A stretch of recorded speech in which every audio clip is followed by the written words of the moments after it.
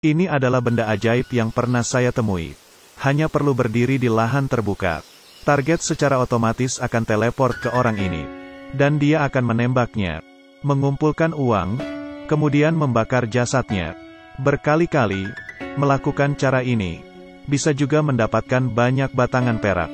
Saya mengendarai mobil sport setiap hari. Hidup mabuk-mabukan. Benar. Mereka memiliki nama yang bagus sebagai pengirim pesan. Pekerjaan seperti ini apa Anda suka? Tapi pekerjaan bagus ini ada harganya. Setiap hari, Anda akan membunuh target. Dan di balik tas akan ada emas batangan. Saat saya melihat emas batangan, artinya di masa depan Anda telah ditembak. Apa yang sedang terjadi? Ternyata, perjalanan waktu telah menjadi kenyataan. Untuk mencegah kekacauan, teknologi itu dilarang. Tetapi secara rahasia digunakan oleh organisasi kejahatan. Mereka akan membunuh orang. Lokasi teleport yang telah ditentukan 30 tahun yang lalu. Kemudian dikirim ke pengirim pesan. Saya akan meletakkan beberapa batang perak. Dan saat batangan perak menjadi emas, artinya diri sendiri yang dieksekusi 30 tahun kemudian. Ini tempat yang disegel. Organisasi kriminal ini harus dicegah. Itu juga merupakan nasib akhir dari pembawa pesan. Setelah penyegelan, mereka bisa dibayar mahal. Nikah mati waktu 30 tahun. Tunggu dieksekusi oleh diri di masa lalu. Tetapi apa yang akan terjadi jika diri Anda tidak dieksekusi? Baru-baru ini pembawa pesan telah meningkat. Melihat rekannya pensiun, hatinya bercampur aduk. Suatu hari, teman saya datang dengan gugup. Ternyata dia melepaskan dirinya setelah 30 tahun. Ini adalah tautan yang hilang. Konsekuensinya sangat besar. Pada saat ini tiba-tiba, dia harus meletakkannya temannya di bawah rumah. Bertemu dengan bos. Bos dikirim dari masa depan. Bertanggung jawab mengelola pengirim pesan. Dia sudah menebak keberadaannya. Di bawah ancaman bos. Untuk melindungi diri, dia harus menjelaskan semuanya. Saat ini, saya di masa depan melarikan diri. Tapi tiba-tiba jarinya menghilang. Dia menyadari kalau dirinya telah ditangkap. Hidungnya juga dipotong. Diikuti dengan kaki. Dan seluruh badannya mengalami hukuman yang kejam. Dia di masa ini dan depan akan mati sengsara. Mengkhianati seseorang. Tetapi pekerjaan tetap harus dilanjutkan. Dia melihat arlojinya. Terlambat. Dia melihat targetnya muncul. Tapi dia tidak terikat. Dan tanpa tutup kepala. Dia mengangkat kepalanya. Itu adalah dia di masa depan. Yotua tiba-tiba berbalik. Memblokir tembakan dengan batangan emas. Bangun dari pingsan. Dia menemukan dirinya tersesat. Ada catatan. Yotua menyuruhnya bersembunyi dari kota. Tapi semua uang ada di rumah. Dia mengambil resiko untuk kembali. Rumah itu berantakan. Tiba-tiba pria besar itu menemukan Yo. Pertempuran senjata. Berlari menuju jendela. Hasilnya dia jatuh. Yotua bersembunyi di bawah. Dan menarik Yo. Dia terbangun di pinggiran kota. Yotua tidak kelihatan. Hanya menuliskan angka di tangannya. 3 anak lahir di hari yang sama. Dan menandai lokasinya. Dia pergi ke kafe. Yotua melihat Yo sudah datang. Ternyata, Yo mengukir nama kafe di lengannya. Akan ada bekas luka di Yotua. Pertanyaan dari Yo. Mengapa Yotua tidak menahan cincin itu? Dia harus menerima takdir. Dikejar oleh orang lain. Yotua memberitahu Yo muda tentang masa depan. Dia berhasil menyegel cincin itu di masa depan. Dia datang ke Tiongkok dengan tabungannya. Kehidupannya merubah dia menjadi preman. Di sana dia bertemu dengan seorang gadis. Dia berubah. Sejak itu dia cuci tangan. Hidup bahagia dengan perempuan itu. Tapi itu tidak berlangsung lama. Orang masuk ke rumahnya. Menembak perempuan itu. Melihat orang yang dia cintai meninggal. Jake sangat sedih.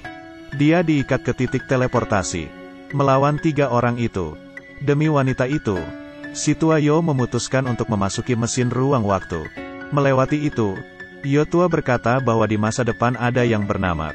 Ia dipanggil Raincolor. Dia menyatukan 6 geng besar sendirian. Dia membenci utusan yang tak terlihat. Untuk membunuh mereka semua. Dia memiliki nomor telepon si Raincolor.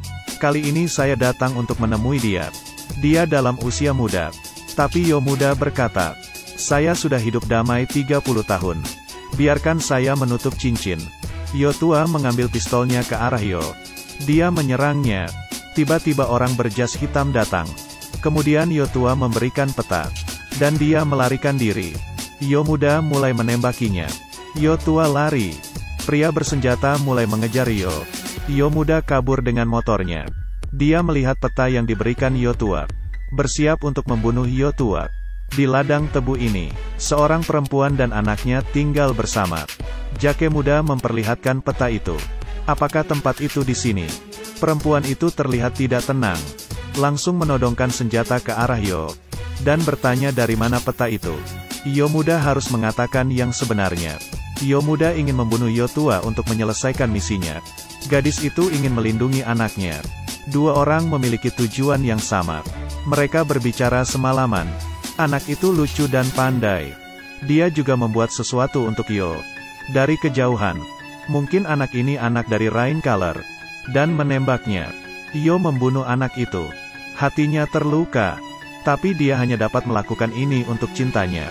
Gadis itu membawa anak keduanya. Tapi dia menemukan sesuatu yang membuatnya berhenti. Yo muda harus menghentikannya. Melindungi wanita itu dan anaknya. Sampai suatu malam. Gadis itu merasa kesepian. Mei, manggil Yo dengan alarm katak. Dua orang itu saling berpelukan. Hari kedua, Yo turun dan menemukan seseorang ingin membunuh perempuan itu. Yo berkompromi. Dari atas muncul anak laki-laki itu. Anak itu jatuh dari tangga. Yo ingin menolongnya.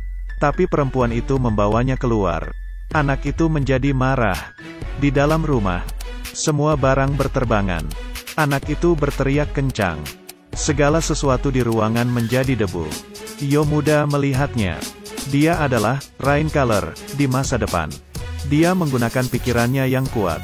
Dengan menggunakan senjata. Gadis itu percaya kalau anaknya dapat berubah.